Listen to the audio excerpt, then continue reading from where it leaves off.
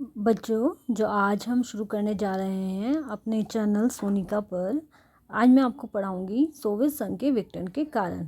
आप देख रहे होंगे कि ये प्रश्न जो है कई बार परीक्षा में आया है।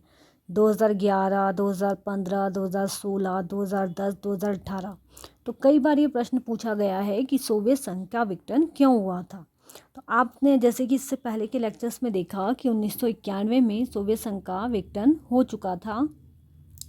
तो 1991 में जो सोवियत संघ का विघटन हुआ, इसके पीछे क्या क्या कारण रहे। तो पहला अगर हम देखें तो मिखाइल गोर्बाचोव की जो खुलेपन की नीति थी, खुलेपन की अवधारणा ने सोवियत संघ के गणराज्यों को स्वतंत्र होने की प्रेरणा दी। तो सोवियत संघ गणराज्य में जितने भी देश थे, मिखाइल गोर्बाचोव की खुलेपन की नीति ने उनको जो सोवियत संघ था उससे अलग होने के लिए क्या दी, प्रेरणा दी। और इससे वो राष्ट्र सोवियत संघ से अलग हो गए और सोवियत संघ का विघटन हो गया। दूसरा, समाजवादी दल की शक्ति का निरंतर पतन हो रहा था। जो आपने देखा कि सोवियत संघ साम्यवादी दल में था और साम्यवादी दल का नेता था, लेकिन धीरे धीरे साम्यवादी दल की शक्ति का धीरे धीरे क्या हो गया, पतन हो गया, वो शक्ति उसकी कम हो गई। तीसरा, गोर्बाचोव ने सोवियत संघ की सैन्य शक्ति को कम करने का प्रयास किया, क्योंकि हमने देखा कि शीत युद्ध के दौरान सोवियत संघ ने अपनी सैन्य शक्ति को बढ़ाने के लिए बहुत प्रयत्न किए। तो जब मिखाइल गोर्बाचोव ने अपने सुधार किए तो उन सुधारों में एक सुधार यह भी किया कि उसने अपनी सैन्य शक्ति को कम करने का प्रयास किया। अगर हम चौथे की बात करें तो सोवियत संघ की अर्थव्यवस्था उस दौरान बदहाल हालत में थी, मतलब कि सोवियत संघ की अर्थव्यवस्था की स्थिति बहुत खराब थी। ठीक है। सोवियत संघ ने बाल्टिक गणराज्यों जैसे कि एस्टोनिया, लाटविया, लिथुआनिया का रूस के अंतर्गत विलय उनकी इच्छा के विरुद्ध किया था। सोवियत संघ ने उसके 3 बाल्टिक गणराज्य थे, एस्टोनिया, लाटविया और लिथुआनिया। ये प्रश्न भी बहुत बार पूछा गया है कि किन्हीं 2 बाल्टिक गणराज्यों के नाम बताइए। तो एस्टोनिया, लाटविया और लिथुआनिया का जो रूस में विलय किया गया था वो उनकी इच्छा के विरुद्ध किया गया था, इसलिए उनके भीतर शुरू से ही यह भावना थी कि वह सोवियत संघ के गणराज्य से अलग हो जाएं। छठा, सोवियत संघ में खाद्यान्नों का संकट उत्पन्न हो गया था, क्योंकि सोवियत संघ ने अपने आर्थिक संसाधनों का प्रयोग सैन्य शक्ति को बढ़ाने और अन्य देशों में हस्तक्षेप करने पर लगा दिया था। इसके कारण सोवियत संघ में खाद्यान्नों का संकट उत्पन्न हो गया।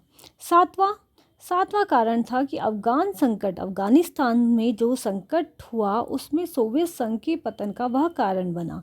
तो सोवियत संघ ने अफगानिस्तान में भी हस्तक्षेप किया और अपनी बहुत सारी सेना और बहुत सारे संसाधन को अफगानिस्तान में लगा दिया। तो अफगान संकट की जो स्थिति थी वह भी सोवियत संघ के पतन का कारण बनी थी।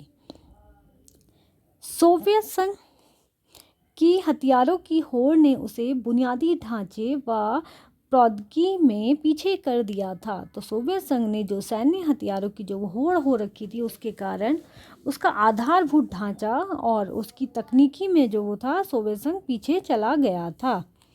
पश्चिमी यूरोप की खुलेपन व आधुनिकता की नीति ने पूर्वी यूरोप को विघटन कर सोवियत संघ से अलग होने के लिए प्रेरित किया। पश्चिमी यूरोप मतलब अमेरिका के गठबंधन में जो शामिल यूरोपियन कंट्रीज़ थी, उन्होंने खुलेपन की और आधुनिकता की नीति अपनाई, जिसके कारण जो पूर्वी यूरोप के देश थे वो क्या हुए, उस पश्चिमी यूरोप के देशों से प्रभावित हुए और वह सोवियत संघ से अलग होने के लिए और ज़्यादा तत्पर हो गए और जल्दी और अधिक प्रयास करने लगे।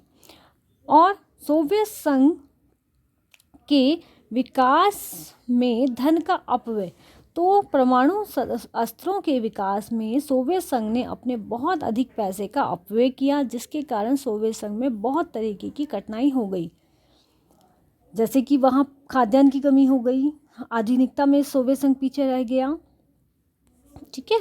सोवियत संघ में सम्मिलित गणराज्यों में आपसी द्वेष, ईर्ष्या और संघर्ष की स्थिति थी। तो सोवियत संघ में जितने भी देश थे, लगभग 15 देश इसमें सम्मिलित थे। तो इन देशों में आपस में सौहार्दपूर्ण माहौल नहीं था, द्वेष की स्थिति थी, ईर्ष्या की स्थिति थी और संघर्ष की स्थिति थी। 12वां सोवियत संघ में ब्रेजनेव की मृत्यु के नेतृत्व की शून्यता की स्थिति। जब सोवियत संघ में ब्रेजनेव की मृत्यु होती है तो उसके बाद कोई ऐसा नेतृत्व सोवियत संघ को नहीं मिल पाता जो सोवियत संघ को एक बनाकर रख सके। तो ये हुए बच्चों सोवियत संघ के विघटन के कारण। ये बहुत बार प्रश्न पूछा गया है, बहुत ध्यान से आप 12 इन कारणों को याद रखेंगे और पढ़ेंगे। अगला प्रश्न जो बहुत बार पूछा गया है वो है सोवियत संघ के विघटन के क्या परिणाम हुए। 2010, 2017 और 2020 में भी यह प्रश्न पूछा गया है। विश्व का अमेरिकी महाशक्ति के नेतृत्व में एक ध्रुवीय हो जाना। तो सोवियत संघ का विघटन के परिणाम क्या हुए? 1991 में सोवियत संघ का विघटन हो गया और एक ध्रुव खत्म हो गया। तो पूरे विश्व में एक ही ध्रुव बचा, वो था अमेरिकी महाशक्ति। दूसरा परिणाम हुआ कि अंतर्राष्ट्रीय राजनीति में अमेरिका का वर्चस्व स्थापित हुआ। तीसरा परिणाम हुआ अमेरिका को चुनौती देने वाली किसी भी महाशक्ति का अब ना बच पाना। कोई भी महाशक्ति ऐसी नहीं बची थी जो अमेरिका को चुनौती दे सकती थी। चौथा, रूस का नेतृत्व बोरिस येल्त्सिन ने किया क्योंकि सोवियत संघ के सभी गणराज्य स्वतंत्र हो गए थे। अब सोवियत संघ में जितने भी गणराज्य थे वो सोवियत संघ से अलग हो गए थे और सोवियत संघ का उत्तराधिकारी राज्य रूस को माना गया था और रूस का नेतृत्व बोरिस येल्त्सिन ने किया। पांचवा, रूस संयुक्त राष्ट्र संघ की सुरक्षा परिषद का स्थायी सदस्य बना। तो पहले सोवियत संघ सुरक्षा परिषद की सुरक्षा परिषद का स्थायी सदस्य था और बाद में क्योंकि रूस सोवियत संघ का उत्तराधिकारी बना इसलिए रूस को सुरक्षा परिषद का स्थायी सदस्य बनाया गया। और क्या परिणाम हुए सोवियत संघ के विघटन के? विघटन से उत्पन्न खालीपन को भरने में रूस असफल रहा और इसकी आर्थिक स्थिति और ज़्यादा खराब हो गई। तो विघटन के बाद जो खालीपन था, जो सोवियत संघ का उत्तराधिकारी रूस था, उस खालीपन को भरने में रूस असफल रहा और रूस की आर्थिक स्थिति उस समय और खराब हो गई।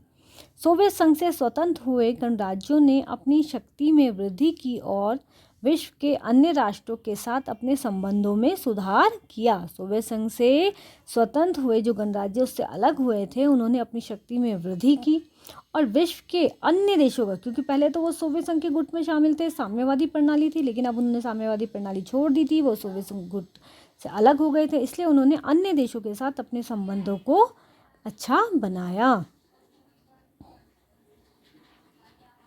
सोवियत संघ के विघटन के परिणाम स्वरूप रूस और चीन का विवाद भी एक प्रकार से समाप्त हो गया। सोवियत संघ के विघटन के परिणाम स्वरूप रूस और चीन के बीच जो विवाद चल रहा था वह भी खत्म हो गया। सोवियत संघ से पृथक जो 12 राष्ट्र ऐसे थे जिन्होंने स्वतंत्र राष्ट्रों के राष्ट्रकुल का एक संगठन बनाया, परंतु इस संगठन को अंतर्राष्ट्रीय पहचान नहीं मिल पाई। जो सोवियत संघ से पृथक हुए थे राष्ट्र, उनमें से 12 राष्ट्र ऐसे थे जिन्होंने कि स्वतंत्र राष्ट्रों के राष्ट्रकुल कॉमनवेल्थ नाम का एक संगठन बनाया था। सोवियत संघ के विघटन के साथ भारत ने अपना एक विश्वसनीय मित्र खो दिया था, क्योंकि आपने देखा पूरे शीत युद्ध के दौरान सोवियत संघ ने भारत का बहुत साथ दिया और जैसे ही सोवियत संघ का विघटन हुआ भारत ने अपना एक विश्वसनीय जो मित्र था उसको खो दिया था। सोवियत संघ की आर्थिक सहायता पर निर्भर एशिया के वियतनाम तथा कंबोडिया को संकटों का सामना करने पड़ा। तो सोवियत संघ शीत युद्ध के दौरान सोवियत संघ ने वियतनाम, कंबोडिया को कई प्रकार से आर्थिक सहायता दी थी और जैसे ही सोवियत संघ का विघटन हुआ इनकी स्थिति और ज़्यादा खराब हो गई। मध्य पूर्व के तेल भंडारों पर अमेरिका का प्रभुत्व हो गया। मध्य पूर्व में जो तेल के भंडार हैं, क्योंकि अमेरिका एक महाशक्ति के रूप में उभरा और अमेरिका ने उन तेल भंडारों पर अपना प्रभुत्व स्थापित किया। तृतीय विश्व के देशों में साम्यवादी गतिविधियां समाप्त प्राय हो गई। जो तीसरे विश्व के देश थे, गुटनिरपेक्ष आंदोलन के देश थे, पहले वहाँ साम्यवादी गतिविधियां चलती थी, बहुत सारी कम्युनिस्ट सरकारें बनती थी, लेकिन सोवियत संघ के विघटन के पश्चात उन देशों में कम्युनिस्ट गतिविधियां, साम्यवादी गतिविधियां समाप्त हो गई। अमेरिका के नेतृत्व में G8 के देशों के संगठन का अंतर्राष्ट्रीय राजनीति में प्रभाव बढ़ गया। तो G8 के जो देश थे उनका नेतृत्व अमेरिका कर रहा था और अंतर्राष्ट्रीय राजनीति में इस संगठन का प्रभाव बढ़ गया सोवियत संघ के विघटन के पश्चात। ठीक है, सोवियत संघ के विघटन के साथ ही वार्सा पैक्ट 1 जुलाई 1991 को समाप्त हो गया। आप लोगों को पता है कि अमेरिका ने नाटो सैन्य संगठन बनाया, तो उसके जवाब में सोवियत संघ ने वार्सा पैक्ट किया, तो ये वार्सा पैक्ट भी 1 जुलाई 1991 को समाप्त हो गया। रूस अमेरिकी नेतृत्व वाले शक्ति संगठन नाटो का सदस्य। सबसे दिलचस्प बात जो हुई वो यह हुई कि एक तो वार्सा पैक्ट समाप्त हो गया, दूसरा जो सोवियत संघ का उत्तराधिकारी रूस था वह अमेरिका के नेतृत्व वाले शक्ति संगठन सैन्य संगठन नाटो का सदस्य बन गया। और जापान के राजनीतिक व आर्थिक वर्चस्व में अप्रत्याशित वृद्धि हुई। जापान के राजनीतिक व आर्थिक वर्चस्व, मतलब जापान एक बहुत शक्तिशाली देश के रूप में उभरा। और क्या परिणाम हुए? तृतीय विश्व के राष्ट्रों, मतलब गुटनिरपेक्ष आंदोलन के राष्ट्रों पर आर्थिक सहायता के नाम पर अमेरिकी दबाव अर्थात नव उपनिवेशवाद का खतरा अब बढ़ गया था।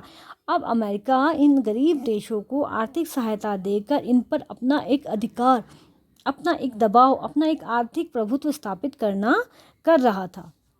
इसके अलावा और क्या परिणाम हुए? गुटनिरपेक्ष आंदोलन की प्रासंगिकता पर प्रश्न उठने लगे, क्योंकि गुटनिरपेक्ष आंदोलन का जो उदय हुआ था वो इसलिए हुआ था कि विश्व में बहुत दो गुट बन गए थे, एक अमेरिकी नेतृत्व वाला और एक सोवियत संघ के नेतृत्व वाला।